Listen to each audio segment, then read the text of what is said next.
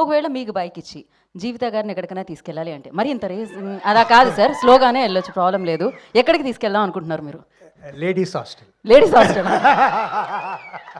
ఆవిడ్ని తీసుకొని లేడీస్ హాస్టల్కి, ఆవిడ్ని హాస్టల్లో వేద్దాం అనుకుంటున్నారా సార్ ఈ వయసులో మీరు? ప్రశాంతంగా ఉందామనే కదా మీరు ఆవిడ హాస్టల్లో వేసి. So thank you so much. ఈ సినిమా ఖర్చులు అన్నీ చూస్తుంటే నాకు భయం పుట్టేది, కానీ ఈయన is very cool, really great sir. అలా ఉండడమే గ్రేట్.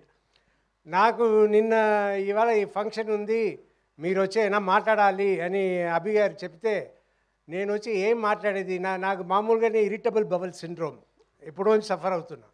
అది చెప్పగానే నాకు యాంగ్జైటీ, నా కడుపు చెడిపోయింది, అన్నీ చెడిపోయింది, వచ్చి ఇవాళ చెడగొట్టపోతున్నాము అనే ఐడియాలనే వచ్చి సరే ఏదో మాట్లాడాలి, ఏదో మీరు మాట్లాడాలి అంటే సరే నా మనసులో ఉన్నది మాట్లాడుతున్నాను. ఆయన సర్వానంద్ గారు నిజంగా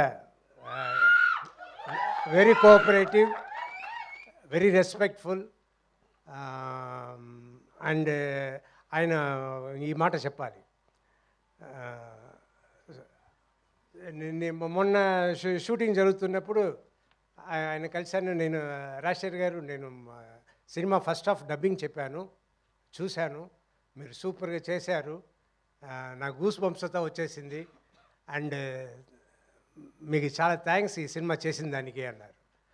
రియలీ నాకు పెద్ద అవార్డు వచ్చినట్టు నేను ఫీల్ అయ్యాను. That is my real award. So thanks for the award.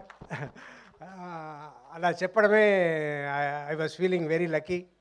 And ఈ సినిమా అభి చెప్పినట్టు మీరు చూడండి, it will be great. Thank you sir, thank you so much. And one question sir, ఇది బైక్స్ రేసింగ్ ఇదంతా దీనికి సంబంధించింది కాబట్టి ఒకవేళ మీకు బైక్ ఇచ్చి జీవిత గారిని ఎక్కడికైనా తీసుకెళ్ళాలి అంటే మరి ఇంత రేస్ అలా కాదు సార్, స్లోగానే వెళ్ళొచ్చు, ప్రాబ్లం లేదు. ఎక్కడికి తీసుకెళ్దాం అనుకుంటున్నారు మీరు? Ladies hostel. Ladies hostel. ఆవిడ్ని తీసుకొని లేడీస్ హాస్టల్కి, ఆవిడ్ని హాస్టల్లో వేద్దాం అనుకుంటున్నారా సార్ ఈ వయసులో మీరు?